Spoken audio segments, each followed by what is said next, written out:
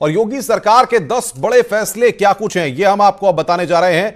अपराध पर लगाम लगाना, आपको बता दें कि योगी सरकार की सबसे बड़ी उपलब्धि यहां पर रही है। ये 10 बड़े फैसले हैं जो हम अभी आपको बता रहे हैं योगी सरकार के। तो योगी सरकार के 10 बड़े फैसले क्या क्या हैं। प्रदेश में अपराध पर लगाम लगाना, यह एक बड़ी उपलब्धि योगी सरकार की। प्रदेश में 103 से ज्यादा अपराधियों का एनकाउंटर हुआ है। जिस तरीके से उत्तर प्रदेश में तमाम मोर्चों पर 2.5 साल में 5,178 से ज्यादा मुठभेड़ उत्तर प्रदेश में हुई हैं। 1,859 अपराधी यहां पर मुठभेड़ में घायल हुए हैं। 17,745 यहां पर निशाना बनाए गए हैं।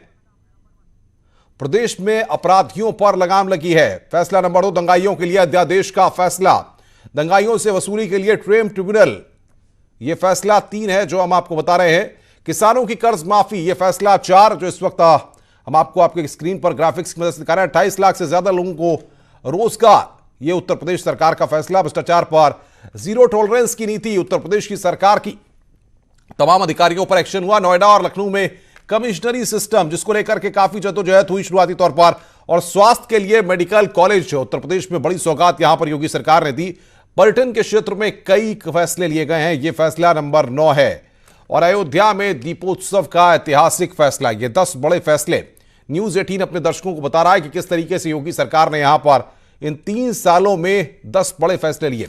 प्रदेश में अपराध पर लगाम लगी। 103 से ज्यादा अपराधियों का एनकाउंटर इसी उत्तर प्रदेश में किया गया, जहां पर कानून व्यवस्था एक सबसे बड़ा मसला है। 2.5 साल में 5,178 मुठभेड़, 1,859 अपराधी इस मुठभेड़ में घायल हुए हैं। 17,745 अपराधियों का आत्मसमर्पण हुआ इस दौरान। अब आप समझ सकते हैं कि उत्तर प्रदेश में जहां पर भय व्याप्त रहता था, लोग डरते थे, वहां पर बदमाशों का सफाया किया गया।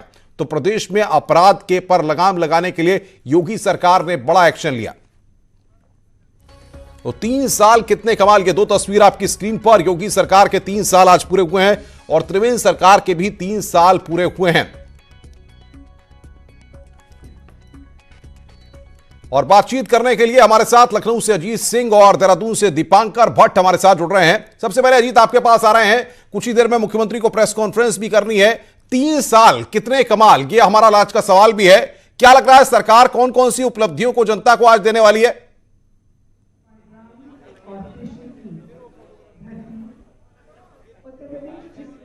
फोन कट गया। अजीत से हमारा संपर्क नहीं हो रहा, एक बार हम संपर्क करेंगे उनसे, लेकिन दीपांकर के पास चलेंगे। दीपांकर, उत्तराखंड की सियासत में वैसे तो बहुत उथल पुथल रही है, लेकिन इन 3 सालों में एक स्थिर सरकार ने विकास का रोडमैप तैयार किया है। कैसे रहे ये 3 साल?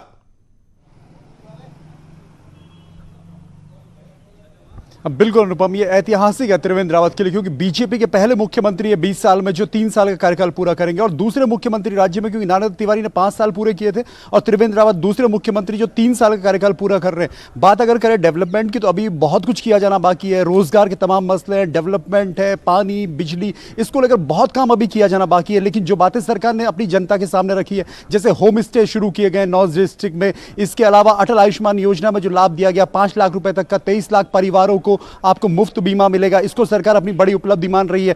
इसके अलावा जो ऑल वेदर रोड का काम चल रहा है, जिससे 4 धाम कनेक्ट होंगे, और पिथौरागढ़ चंपावत हाईवे भी इस पे जुड़ा हुआ है, उसको उसमें काम है। केदारनाथ में जिस तरीके से काम चल रहा है उसकी बात है। नमामि गंगे से जुड़े प्रोजेक्ट है।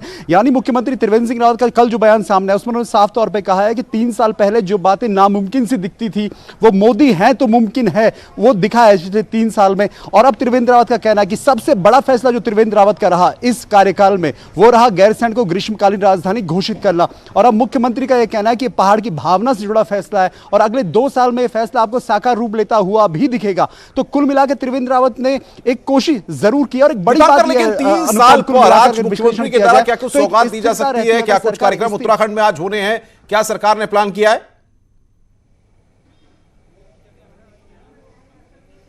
अनुपम, सौगात आज शायद कोई घोषणा हो ऐसा लगता नहीं है। कोई कार्यक्रम कहीं पर नहीं है कोरोना की वजह से, वरना 70 विधानसभाओं में कार्यक्रम थे, सभी जगहों पर विधायकों को रहना था, मंत्रियों को रहना था, सारे कार्यक्रम रद्द किए गए। सिर्फ अभी से कुछ देर के बाद जहां सचिवालय में मौजूद हूं, मुख्यमंत्री आएंगे, एक विकास पुस्तिका का विमोचन करेंगे। इसका जो वाक्य दिया गया वो कहा गया कि बातें कम और काम ज्यादा। अब इसके साथ मुख्यमंत्री माफ कीजिए और क्या जनता को कहते हैं, इसका थोड़ा इंतजार रहेगा 12 बजे का। अनुपम, दीपांकर, लेकिन अगर उत्तराखंड की बात करें तो हम देखते हैं कि उत्तराखंड में जिस तरीके से कांग्रेस की सरकार रही, उसके बाद त्रिवेंद्र रावत के हाथ में जब कमान आई तो पिछली सरकारों में जिन चीजों को लेकर सवाल खड़े होते थे, त्रिवेंद्र रावत ने उन सवालों को इस सरकार में पूरी तरह से खत्म कर दिया, उन पर विराम लगा दिया।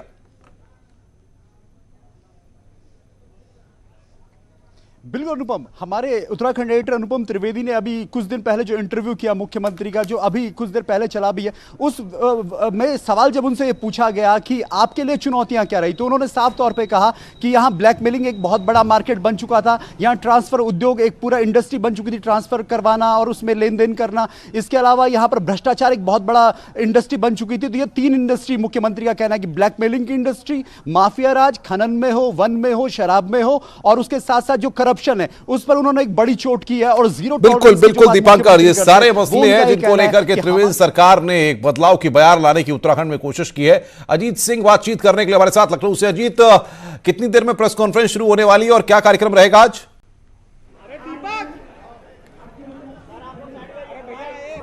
देखिए बिल्कुल अनुपम, ये कार्यक्रम लगभग औपचारिक रूप से शुरू होने वाला है। सिर्फ मुख्यमंत्री के आने के इंतजार है और सभी जो नेता हैं, डिप्टी सीएम है, वो यहाँ पर पहुंच चुके हैं और सभी नेताओं की स्कैनिंग हो रही है। और मुख्यमंत्री की भी थोड़ी देर बाद जब वो आएंगे तो उनकी भी थर्मल स्कैनिंग होगी। पीछे हम मंच आपको दिखाना चाहते हैं कि सभी लोग यहाँ पर आ चुके हैं। आप देख सकते हैं कि दिनेश शर्मा, डिप्टी सीएम, केशव प्रसाद मौर्य, जो बड़े नेता हैं, डीजीपी, वो आ चुके हैं। जो लखनऊ के डीएम अभिषेक प्रकाश, यहाँ पर डॉक्टरों की टीम भी आपको दिखाई दे रही है। देखिए डिप्टी सीएम दिनेश शर्मा की थर्मल स्कैनिंग हो रही है, आप देख सकते हैं सीधे तस्वीरों पे। तो थोड़ी देर में ये कार्यक्रम शुरू होगा और इस कार्यक्रम के तहत ही मुख्यमंत्री यहां आएंगे और मुख्यमंत्री अपने 3 साल का जो रिपोर्ट कार्ड है जनता का, वो प्रस्तुत करेंगे। तो कहीं ना कहीं जो पूरी कोशिश है सरकार की तरफ से वो यही है कि जो 3 साल में उन्होंने काम किए हो, चाहे इनकाउंटर पॉलिसी हो, चाहे रोजगार की बात हो, डिफेंस कॉरिडोर हो, इंफ्रास्ट्रक्चर की बात हो, रोजगार की बात हो, महिला सुरक्षा सशक्तिकरण की बात हो, आरोग्य मेले की बात हो, जेईटी की बात हो, जो बीआरडी में हमेशा बच्चों की मौत होती थी, बहुत सारे ऐसे मुद्दे हैं। 3 साल बाद जनता के सामने अपना रिपोर्ट कार्ड प्रस्तुत करेंगे। और खुद सीएम ने कहा था अनुपम कि ये सरकार जनता के प्रति जवाब दे और हम जनता की जवाब के प्रति अपनी जवाबदेही। क्या लगता है जीत आपको, क्योंकि जाहिर तौर पर इन 3 सालों के बाद अब यहां पर सरकार को आने वाले वक्त में 2022 के सियासी दंगल में भी जाना है, ऐसे में सरकार क्या कोई सौगात आज देने के मूड में लग रही है आपको, या फिर कुछ फैसले लिए जा सकते हैं क्योंकि ज्यादातर कार्यक्रमों को रद्द किया गया है?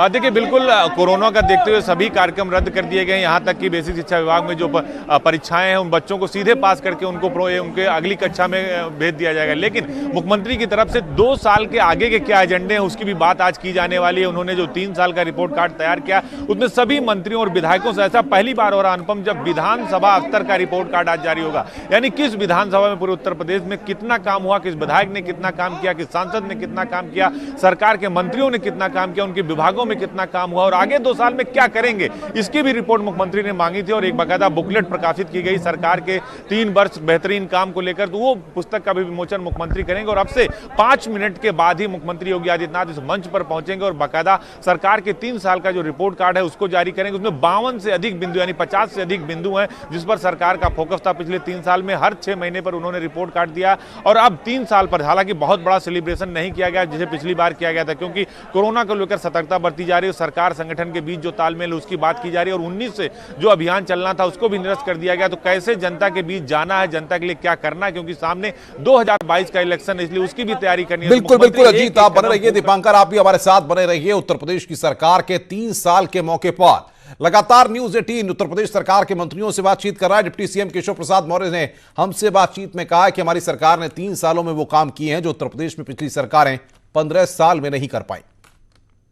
योगी सरकार ने अपने 3 साल का कार्यकाल पूरा कर लिया है। इस बीच बहुत सारे योजनाओं के साथ साथ बहुत सारी चुनौतियां भी रही हैं सरकार के सामने, और इस मुद्दे पर बातचीत करने के लिए हमारे साथ खुद मौजूद है उत्तर प्रदेश के उप मुख्यमंत्री केशव मौर्य जी। सर, 3 साल पूरा कर लिया आप लोगों ने, चुनौतियों के साथ और योजनाओं के साथ, क्या क्या उपलब्धि मानते हैं, अब क्या क्या चुनौती मानते हैं? उपलब्धियों का तो एक बहुत भंडार है, लेकिन मैं मानता हूं कि 3 वर्ष में जो काम योगी आदित्यनाथ जी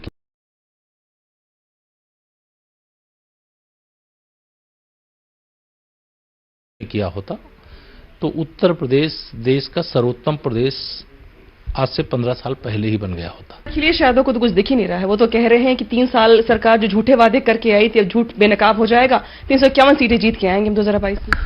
श्री अखिलेश यादव जी को मैंने इतना ही कहा है कि अगर देखना है तो समाजवादी पार्टी नाम का न देखने वाला चश्मा या जिससे कुछ नहीं दिखाई देता वो चश्मा निकालें और ईमानदारी का चश्मा लगावें जिससे सब कुछ दिखाई देता है, और सही कोई चश्मे वाले के यहाँ जाकर के अपने को दिखाई दे, भेद न देखें और कमियों को देखने की जगह जगह अच्छाइयों को जगह जगह देखने की कोशिश करें, तो उनको ये समझ में आएगा कि वो जो 351 बोल रहे हैं, मैं तो ये मानता हूं कि 351 बोलना माने मुंगेरी लाल के सपने देखने के समान है।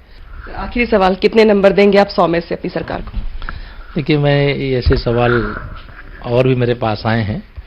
नंबर तो 100 होते हैं तो उसमें से 100 में 100 ही दिए जा सकते हैं, लेकिन मुझे लगता है कि कुछ अतिरिक्त नंबर देने की आवश्यकता है। सरकार ने बहुत शानदार काम किया है और अपने लिए नंबर लेने की बात है, नहीं तो मैं 100 में से तो 200 नंबर दे दूं। सपा बसपा एक हो कोई लड़े, सारे विरोधी एक होकर के लड़ें, लेकिन इसके बाद भी 100 में 60% हमारा है, बाकी में बंटवारा है। तो ये केशव मौर्य जी हैं जिन्होंने अपने 3 साल के कार्यकाल की उपलब्धियां गिनवाई हैं और नंबरों को जो है जनता के ऊपर छोड़ा है। अनामिका, सी न्यूज़ 18, लखनऊ। तो डिप्टी सीएम केशव प्रसाद मौर्य साफ तौर पर विपक्ष पर भी निशाना साध रहे हैं कि सपा और बसपा की सरकारों में 15 साल में वो नहीं हुआ जो बीजेपी की सरकार ने उत्तर प्रदेश में 3 साल में कर दिया। लगातार हम बने हुए हैं, योगी सरकार की प्रेस कॉन्फ्रेंस होने वाली है थोड़ी देर में, आप बने रहिए हमारे साथ। रुक रहे हैं यहां पर एक ब्रेक के लिए।